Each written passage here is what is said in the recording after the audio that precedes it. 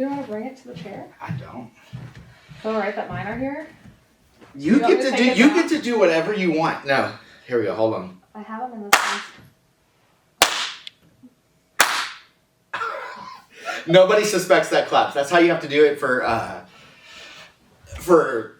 synchronizing it. Are you really just slow clapping yourself to get started? Oh my gosh, that's hilarious. Yes. Hype yourself up. I'm my own hype man because I struggle with so much insecurity. Oh, that is it's so time rich. For the podcast. Oh my goodness. Yeah, Tony, let's go. Let's go. Okay. A+. I'm ready to be here. You are ready to be here. So what do you want to talk about? I want to talk about that going on a date. Okay. With your spouse. Okay. You didn't say significant other. That's like a thing that people do now. Because I think it's different. Or partner. I just hear a lot of people say that. We can argue that in a second. I don't even want to argue it. I just saying I hear a lot of people say that, and I think... Well, I used to call Jason my partner. Okay. Forever. Yeah. Because... I think of you as somebody who would drop the partner or significant other. Yeah. I don't know why, but that's why I think of you like that. Because I usually am, but I think with this point that I'm about to make, I feel like it's spouse. Oh, I'm totally learning this because I just totally interrupted you on that. I think going out to dinner with your spouse is a complete waste of time. I'm gonna say I agree and disagree on that. As a date, like you guys finally have a night to go on a date, and you go out to dinner, you wait 10-15 minutes to sit at a table because we if you're don't going go out to to anywhere dinner, nice. go somewhere nice. We don't go anywhere nice. That there's nowhere in Springfield that you have to wait 10 to 15 minutes in our budget. Oh, dang. Yeah, I know. I could drop a couple names, but that's not the kind of Raising Cane's, you don't have to stop. You don't have to wait to get here. there. I cannot even have a conversation about that place. You don't like Raising Cane's? What? I wouldn't even serve that to somebody in a hospital. That red sauce? You are joking right now. Garbage. You don't love the... Garbage. I will straight drink it. Okay, you do not put fried chicken in a styrofoam to-go container because that's how I had to get it. That's the only way fried chicken comes. No! Yes, it is. Not at Popeyes. Isn't it in like a paper? It's in like paper. It's in a box. It's basically the same thing. No, it's not because the steam makes your chicken strips wet. Oh, I want that fake styrofoam just melted on there. That gives it the crunch. Raising Cane's is so bland. I don't know. Like, of all the places you could go, it's so bland. Like, there's Popeyes, top shelf, right? Okay. And then Popeyes is. I'll give Wendy's it like used number to not 2. be, now it is. Right? Yeah. I'll give Wendy's, KFC. For chicken? You'll give Wendy's for chicken's super good. And then what? And then I would do Chick-fil-A because I have problems with Chick-fil-A. Do Chick-fil-A. And then I would do Raising Cane's. Chick-fil-A is in amazing. that order. Chick-fil-A is really good. Yeah, it's amazing. It's like a. That's where I hope my kids work. Total I really do. I hope they work there. I think they have a great culture and They do for work ethic and what's that? They do seem to treat their employees. They treat their employees well. They give them a future with like college and college scholarships and I've stuff. never met somebody that worked at Chick-fil-A that was angry, and that place is slammed. It's slammed constantly. Everywhere else is like slow and sparse, and they're or you like slammed. feel like you're covered in that chicken grease. Yeah. Not there. Not at Chick-fil-A. So you don't like going out to dinners? Do you think that's a No. waste of time? Are you like, hey, we need to do an activity? We have 2 little kids at home, and every time we go out to dinner, we get our food. It takes an hour to eat it and get it, and then maybe we're getting ready to live. It costs so much money. It does, and yes. for food that we could make at home and taste just as good. I make a good steak. And my dad raises cattle. So why am I ordering steak when I go somewhere? And because it's going to be good and I don't want to clean up the dishes, right? But then we've spent an hour there. My babysitter's only for 2 hours. Yeah. Where are we going to go then? Yeah. And then we're full. We're so stuffed because for me, it's That's like true. the first time I've had a hot meal that I get to eat in that moment. So I have like engorged in that hot meal. Now I'm tired and I want to nap and I want to go to bed. I cannot disagree with that. I mean, like, I do feel bad almost every time after I go eat somewhere. Like, I'm like, eh. But I also eat, like, really quick. On my wife and I's very first date, this is what I said. I'm going to need 5 minutes.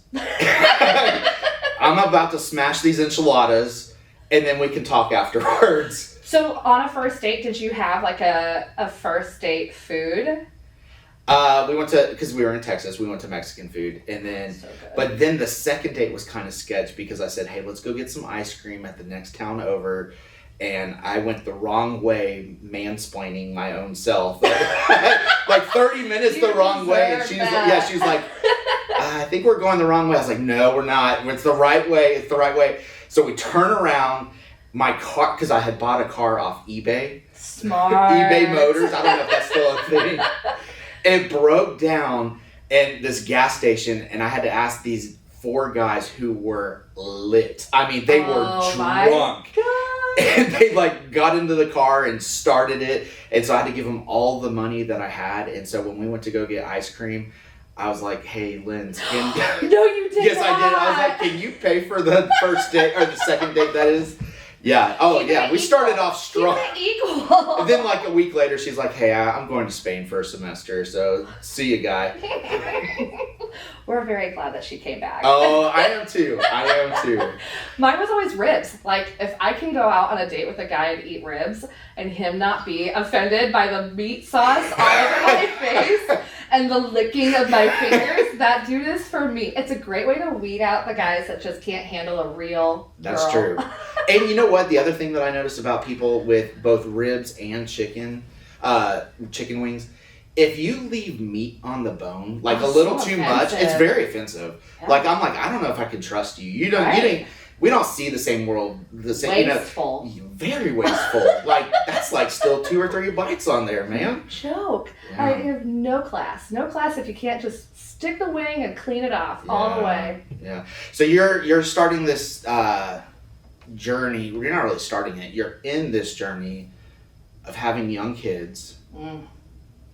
It's all encompassing, isn't it? I remember those days. And I'm in that journey with like a Facebook presence. So we all know how that is when everybody's like, oh, you're such a good mom. You did crafts with your kid this week. Or, oh, you're such a good mom. You're always thinking up fun things to do. And I'm like, yeah, but you don't understand the like hour that I spent on Pinterest looking some of that stuff up and then totally ignoring my kid so that we could do a craft and scream about it for 10 minutes and then enjoy the result afterwards, you know?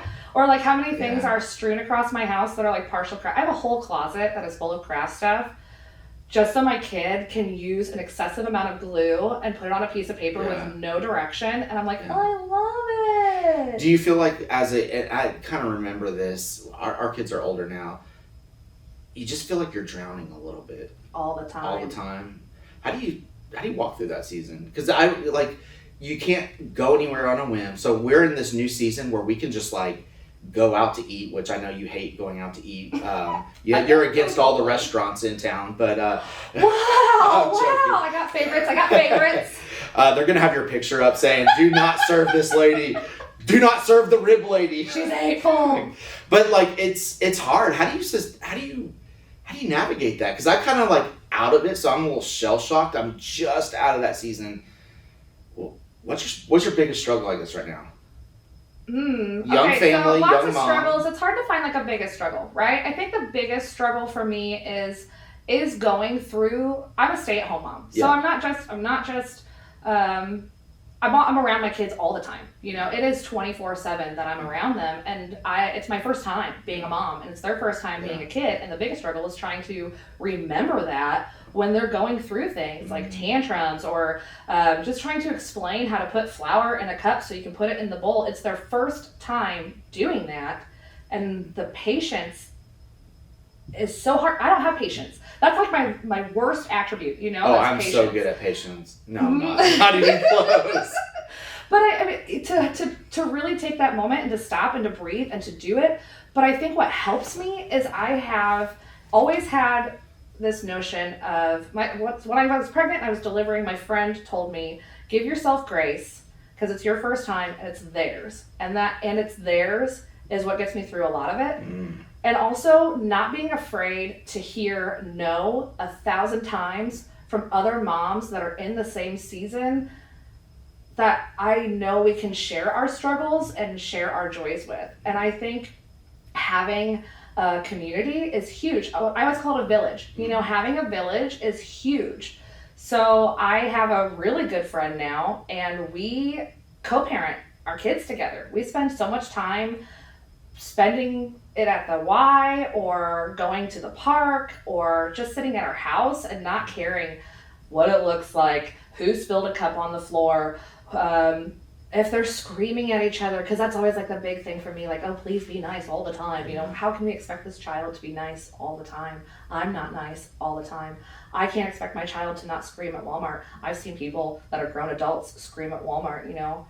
I've seen some very bad, I've heard some very strong words from parents to kids at Walmart. I mean, it's like, you remember that peopleofwalmart.com? Do I? I have the coloring book. What, you were on it. I guess too, one thing as you're sitting here and you're in this season of being a young mom, I go back to this idea of, why do you think there's so much expectations placed on mothers rather than fathers? Like, I feel like there's like this, I remember my wife carrying a lot of these expectations, as so many women do, about trying to have the house perfect, about trying to be perfect, about all the things that these societal expectations are placed upon women. And I don't know, you got any thoughts on that? I have a side thought for that I'm not sure it's going to be received very well. Women are great leaders. Oh, 100%. We should be the leaders, but for some reason, somebody thought that the leader was just supposed to be in the house. And so our proof in showing that has a lot of people still looking to us for that. So we are great at identifying emotions, and then we're great at teaching. We're great at organizing. We are great at doing more than one task at a time. So I love you guys. However, anytime I've been like at a church where we are moving the needle, there have always been strong women at the very top of leadership. So like here at our church, as we seek to revitalize and rethink, we have a strong worship leader, and we have an amazingly strong lay leader, and they both are exceptional leaders. And I wouldn't just limit it to that, because I'm not a member of your church, but I like to visit it when we leave our house on Sundays. But it's not even just those as your leaders, it's the people that are sitting in your pews. You have women in your pew that are not afraid to get up and say hello to the new person. They are not afraid to immediately engage in my children. Abby, hello, love you. Thank you so much for meowing back with my cat, Olivia, you know? I mean, my cat is the same thing, right? Like, she's part cat. That is such a welcoming feature about your church. Jason and I have hopped so many in town. We've been to the Catholics, we've been to like the giant churches, we've been to the Lutherans, Methodists, we've been all over in town. And we really like coming to yours because of the people that you have in your pews. They are very welcoming. They are very engaging with you as a person, but they don't accost us with Jesus or like serving. Like, you guys don't. Like, hey, you walk in and then it's like all of a sudden you want to volunteer, you want to participate, go up here. Yeah. You do have to give people space, and you do have to. We have some great people, and we're on a journey for sure. And I think sometimes with dying churches, they have this choice. They can either lean in back to their own myopic thinking and saying it's just our group and we're against everybody else, or you can see whoever comes to your church, you are a gift, and we are going to treat you like a gift. And and I hope that all churches do well in Springfield, because we're better when we're all doing well. So I agree. And you weren't saying that. You weren't saying the opposite of that. Look at what you guys are doing with your community engagement. The way that you guys show up for the downtown concerts every summer. I have people that don't know anything about your church, and when I told them that I was coming to do this with Pastor Tony, they were like, "Oh, they're the church that's at that concert." Were they like, "Oh, it's the hot dog people"? Yes, they were like, "It's the hot dog people." It's the hot dog people. Or Olivia would call you guys the popsicle people. That was a new thing I added. I was like, we have got to get the popsicles. Clutch, get the kids. You know what the other thing is we are the green room for Levitt Amp.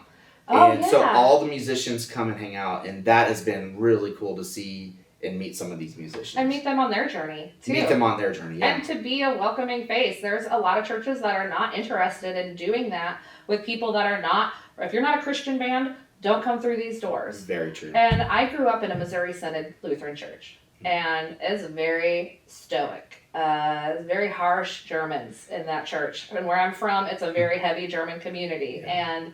And those people were my family, and I loved going. And they have been in and out of pastors for the past few years. It's hard to get pastors that are interested in that kind of liturgy. And they have a new guy now that immediately made me stand up and say, nope, I don't really want to come back here. You are shutting your doors to me more than you are opening them to me. And that's happening with a lot of young families, and this church is dying, and it's really sad to watch, because when I grew up, it was full. You couldn't get a seat on Sunday to go into this church, and now you have plenty of room to sit, and it's heartbreaking to see that. It's so sad to see churches really lean into like their golden years of the 80s, 90s, 2000s, and not embrace the reality of today. And and so that's one of the biggest pains I have as a pastor, watching churches lean into those. But that's moments. not just their churches either. No, That's the people that are going. And I so there's a reason why I like to go to some other churches, and one of the reasons that got me kind of back into it, because I stepped out for a long time. Like, I don't need people preaching at me and telling me how to live and telling me that everything I'm doing is wrong because I drink every once in a while, or I cuss every once in a while, whatever.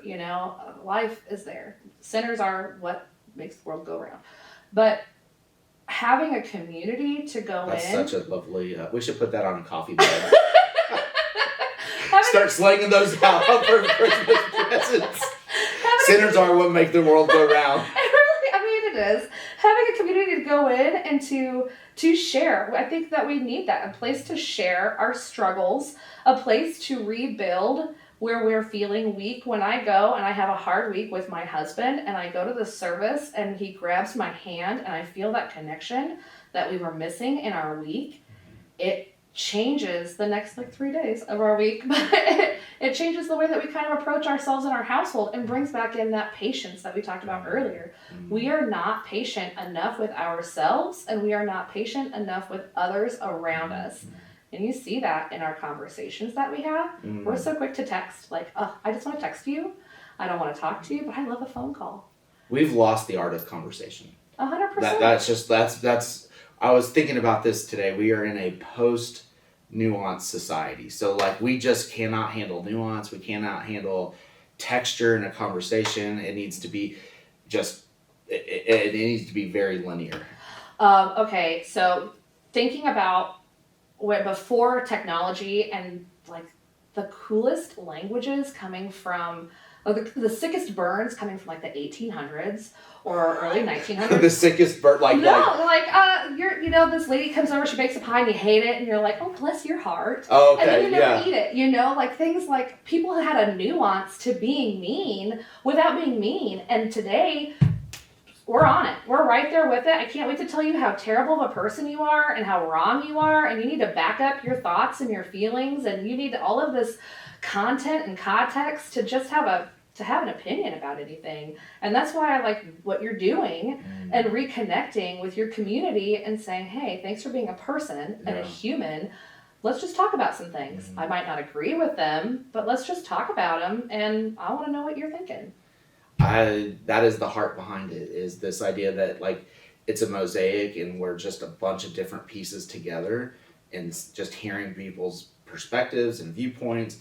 And that's just a project too. It's this ongoing thing, because what we believe today, we might grow and evolve, hopefully, and challenge that perspective years to come. So yeah, it's vulnerable to speak. It's vulnerable to say your truth. It's vulnerable to say a truth. And to be recorded. Yes. And to have it posted for all of the interwebs to have an opinion on from behind their screens and on their keyboards. Yes. There's riddled with insecurity as we start this project.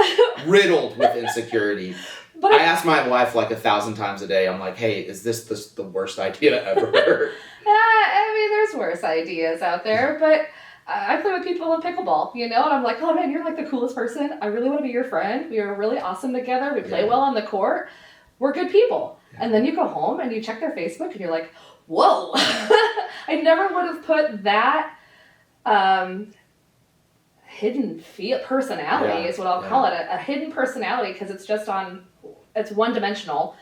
With you, not you specifically, but like with you, when I play with you on the court, and that translates even further. These people that were so quick to write off because of what they post on Facebook, you forget that they're human. But I would say that I probably do fall into that category because as I've grown in my age, I don't know, my confidence in just who I am as a person, I've started to express a little bit more on Facebook. And as I step into, I don't want to talk about the specific post, but as I kind of express my views, I mean, I get some heat, and like some people will say, hey, I'm deeply and sorely disappointed in your post and what you're saying. And so I actually fall into that category maybe, but on the reverse side of what you're coming from. But do you let that weigh you down, or are you taking the time to look at the 10, 20 other people that are like, thank you for speaking up for the voice that couldn't speak? Yeah, I hope that you're taking that time to really not let that one or two people outweigh the many, many others that you are speaking for that are so grateful that you've spoken for them. And that's kind of how you have to pick your relationships in real life. As we get older, my relationships are more in person. So I don't have time to be on my phone and to be texted and hidden behind a screen because I'm hands-on with my kids. And I'm busy at my work, where I'm hands-on with people at my job, and I'm hands-on with people at my kids' school, and I have been since she was born, right? So my communications are in person, and I can't get let down when someone doesn't invite me to their kid's birthday party, because I'm not worried about Olivia anymore. I'm more worried about me, But like, okay, not getting invited to a kid's birthday party, there is a wound that comes from that, because it's not only your wound. You're like, oh man, like did I say something wrong? Am I too aggressive? Am I too and then you're like, my kids are missing out, and it's like a dual layer of wounds that happen when you do not get invited to the birthday party. Oh, we know that really well. But it's not my problem. Which is why I do the self-clap in the beginning of this podcast. You're pumping yourself up, clap, yes. You should. You should slow clap yourself every day. My brother is the sweetest human being, and he is like a 6'5" giant. He looks so tough. But what he does is he writes Post-its, and he puts them on his mirror, and he has since I can remember. And he puts little daily affirmations on there for him to remind himself that no matter what somebody is going to come and say to him, no matter what he's doing, he is on his path, he is a good person, and he is going to fulfill his journey. And that's what matters. It doesn't matter somebody else's opinion of him, because that's not his problem. It's not our problem what somebody else is thinking about us, right? You're going to find those people that agree with who you are and elevate it and hype it up. And I love being a hype girl. You talk to me all the time about how I'm good at making connections. You're great at making connections. I love hyping people up in their passions. You need Minus that. the rib, whether or not you eat ribs or not. You have a gift of making people feel connected and encouraging people. I would say, your gift is definitely encouraging people, and it's so nice, because today it's so easy to be discouraging to people. It's so easy to take their courage or put something in their life that would rob them of courage. We're fast and loose with that, but to uplift someone and go out of your way, that's big league stuff. That's important work, actually. It is really easy to be mean and to be angry. So easy to be mean. And it's really hard to be nice, because you have to put a little bit of yourself on the back burner, or a little bit of yourself to the side, which is why they always say make sure you're filling your cup, right? Yeah. But it's so much more fulfilling to be nice to somebody, and you don't know what you're going to do for that person to elevate them in what might be the darkest moment of their day. And sometimes being nice can just be talking trash to Tony on the pickleball court. That's how we met. That's how we bonded, was that we both like to talk trash. I really think people struggle with this idea that I talk a lot of trash. It's 80% of my game. I run my mouth a lot on the pickleball court. I know it gets annoying. I get it. I like to talk trash. I like to get in other people's heads, and constantly I'm getting like, oh wait, you're a pastor? I'm like, hey, I didn't curse. I dropped the Great Gatsby on you. That's all. Sick burn. Sick burn. Yeah. Well, I was saying, like, you know, I have like 3 great passions: church, God, I would say downtown, but then also pickleball. And pickleball, pickleball is just I think it's just one of the best hobbies that are out there because you can meet so many people. It's crazy. Yeah. It's crazy how many different people are playing the game. Yes. I mean, professionals. Yes. You got your doctor playing on the court next to you. Probably not on your court, but on the court next to you. No, I play with a group of doctors. I'm like, oh man, our healthcare system is so wild. I need their direct numbers. Lawyers, building contractors. Lawyers, I'm not playing with a lawyer. They're too litigious. Oh, they make well, Section 5A says if the ball was 7 feet high, it's out of bounds. The older there is folks, no line about that. But. Getting smoked by somebody in their 80s is a very humbling effect that can be done on you. Yes, that's very true. Pickleball is I think it's just a great way to connect with other people. It's a great way to be active, and it's just a blessing. There's been so many blessings in my life from pickleball. Yeah. It's hard to see so many people hate on pickleball, but I get it because, you know, it's a wiffle ball with a paddle. Right. So I get it, and like we take it super, and for those who are in it, we can get super serious about it. Why can't you have something that builds up your pride? I don't know, like, why pride can't you have cometh before something? the fall. Ooh, dang, all right. I'm going old. Question answered. There we go. No, I mean, it is good to have something that lifts you up, but it can easily become too much of one good thing in your life. That's an interesting thing is pickleball. I wonder if it's like this with other hobbies that you can become so encompassing in pickleball, like it can just envelop your whole life. CrossFit. Oh yeah, I used to be a CrossFitter. I mean, being somebody I used to post like every day about being bicycling. Yeah. Roller skating. Yeah. Usually, but all of those things that I just mentioned are typically like endurance booster or endorphin boosters, right? So why would you not get addicted to something that boosts your endorphins? Yeah. I mean, talk about being a mom of 2 small kids. I had a lot of pent-up Midwest aggression that I don't take out on my kids. So I always joke, like, hit balls, not kids. You know, like, I like to go there and take my time and use it to get all of those feelings out, to be around adults and trash talk some adults, because I can't trash talk my 3-year-old or my 6-year-old. I'm not going to do that to them, but I'll do it to you. You know, that Midwestern, our family's from the South, that Midwest passive-aggressive nature, it's a real thing. There's a reason when we started. Okay, so when we moved here and we were looking for a house, what took me by surprise was how many basements had full bars. Like, I mean, like keggerooskies and just like walls of their liquor. Own taps. Yeah, like taps on. I don't know if it's just like people in the Midwest are passive. I think they're just hungover. It's just a perpetual hungover. We do put a lot of booze in our cooking. Oh, yeah. I mean, it's just, it flows here in the Midwest for sure. There's not a whole lot to do. That's like going out to dinner. What else? If you're not going to go out to dinner, where are you going to go? What are you going to do? It's you go bowling or you go roller skate. I'm not roller skating in my 40s. I'm sorry. That's not for me. Okay. My husband, absolutely. For me, your husband is very athletic in that regard. Very wiry. He could do that, yeah. Okay, last thing before we go, what do you want to talk about? Oh, no. Yeah, it's up to you. What do you want to talk about? We talked about all of our things. Okay. I really appreciate that you're doing the like between 2 ferns thing where you're having the conversation with there people. Literally are 2 fake ferns here. That did not even come to mind when you said that. Like, the only reason we did that was to hide camera shots. That's the only reason. Really? Yes, that's the only reason they're there. An homage no. to Galifianakis. Oh my goodness, what a brilliant thought though. No, absolutely not. That's why you invited me here today. That's very true. Brilliant thoughts. Now my mind shifted that we have 2 ferns. We're the off-Broadway 2 ferns show. Oh my gosh, you're the kind and generous. No, never mind. That's not it. That's not the words I was looking for. I have no idea what you just said. Have you seen the Between 2 Ferns? Where no, I just talked about it for 5 minutes. They just make fun of Zach Galifianakis so hard.